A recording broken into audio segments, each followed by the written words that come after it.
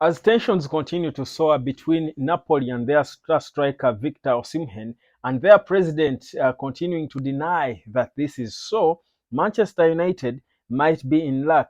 Guess what? According to a former Premier League legend, a friend and close mentor of Victor Osimhen, John Mikel Obi, he has revealed that whereas he would love him to join his former club Chelsea, Osimhen seems to be fascinated about the idea of joining his beloved Manchester United. Guys, could United have a chance to sign one of the hottest strikers in the world today?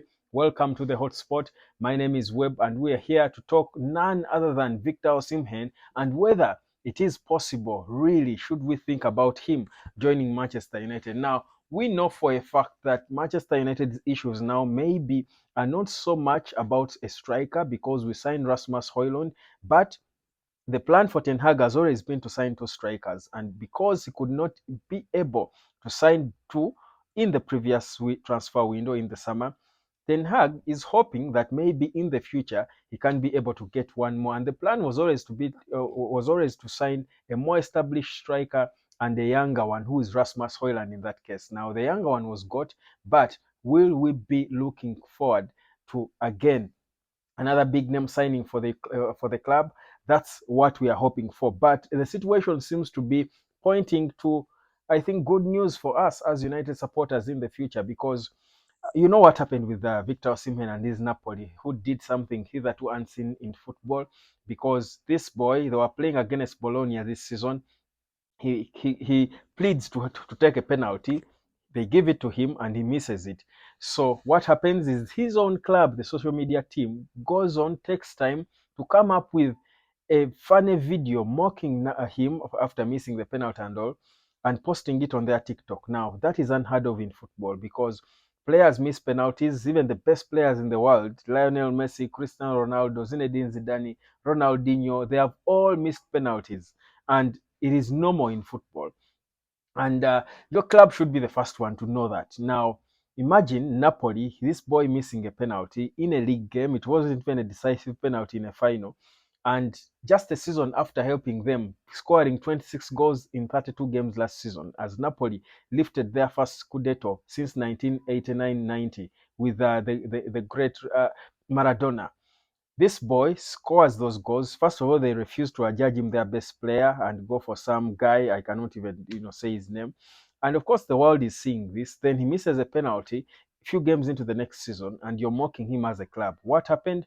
We know he went out and I just deleted any image of him, anything to do with him and Napoli, from his Instagram. Of course, that is a sign that he's done with the club. His agent was quick to say he's going to sue them. Napoli come up with a statement that you see there, which clearly read that, and there's nothing like an apology in it.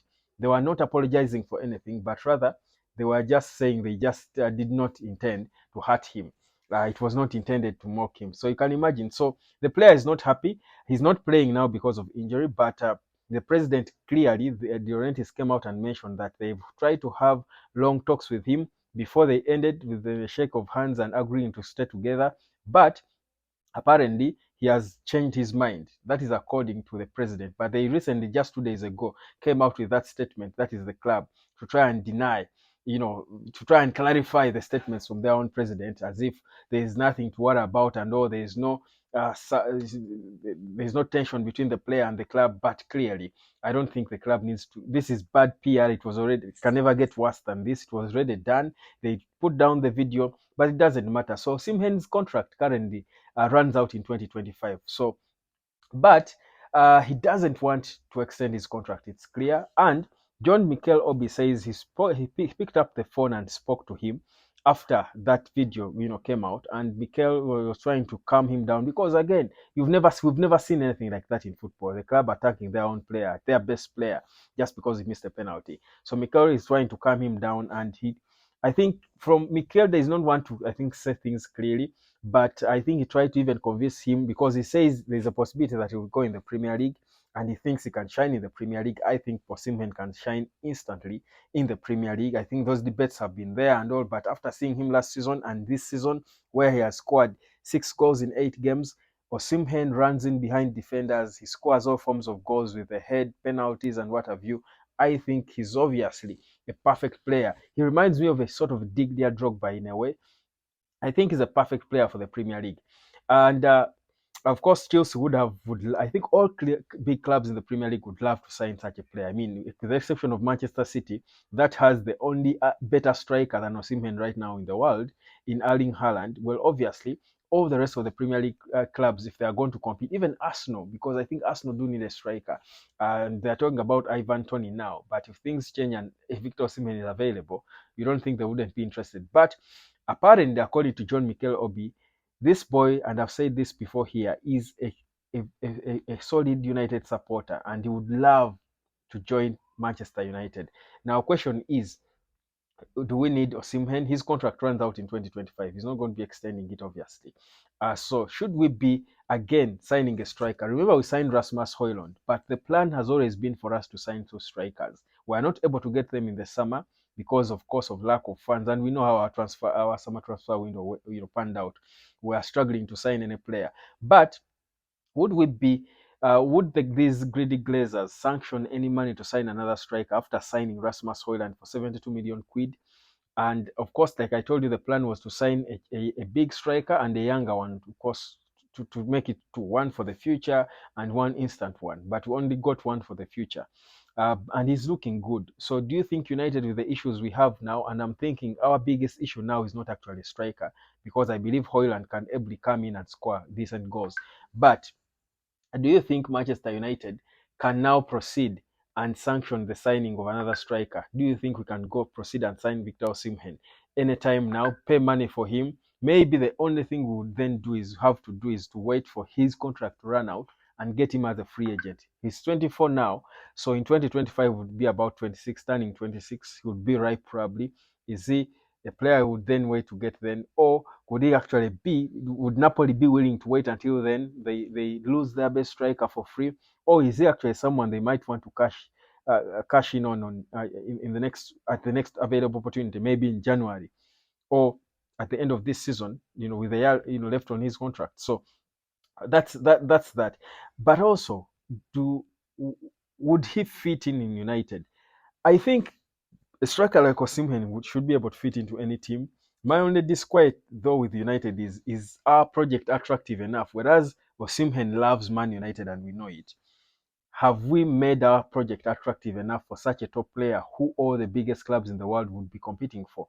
I'm sure even a club like Real Madrid would want to sign Victor Osimhen. They signed the already made top strikers in the world. So that's the question. I think what we are doing, and I'm watching United, and I'm in my head, I'm thinking, I was watching the Sheffield United game, which we won unconvincingly, and I'm thinking, if we are struggling to get results against teams like Sheffield United, if we look like there is nothing we are progressing in, you see, yes, we train and all, but there is no clear progress in terms of what we are doing. We still come out and struggle against the weakest of opponents. Is this project one that can attract a player like Victor Osimhen if he's wanted by a team like Arsenal, whose manager, Arsene Wenger, it's his birthday today, but it also coincides with a time when Arsenal's stats right now are identical to the exact stats they had in 2003 when they won the Premier League unbeaten, the invisible Arsenal, you remember. So you think about those, where would Victor Osimhen want to go?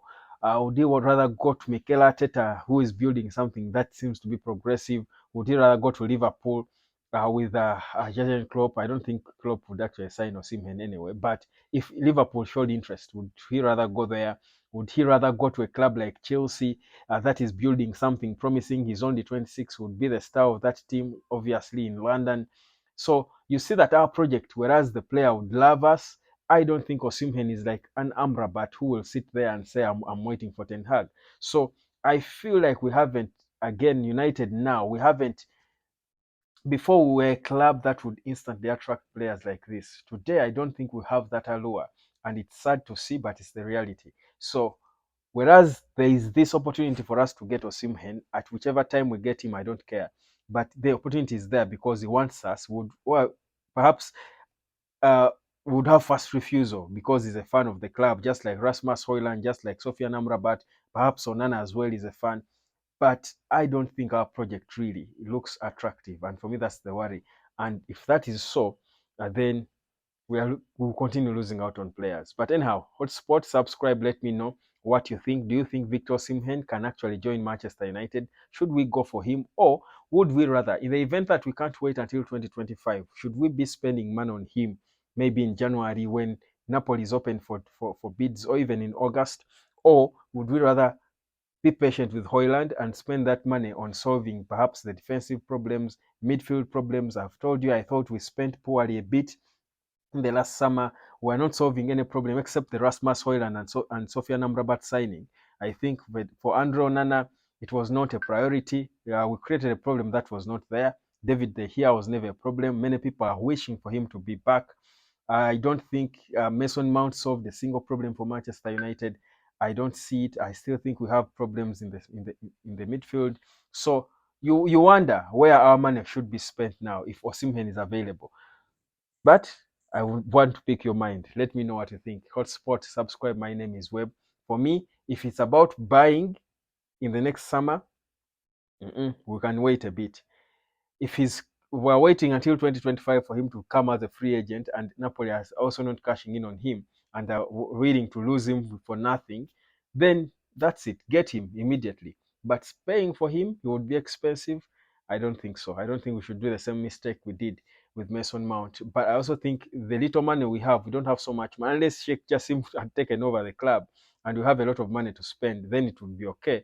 But if not, if we have little, there are bigger departments to deal with now. We can wait with another expensive striker. But I want to pick your mind as well. Subscribe and comment and like this video, and let's grow this United community. Thank you.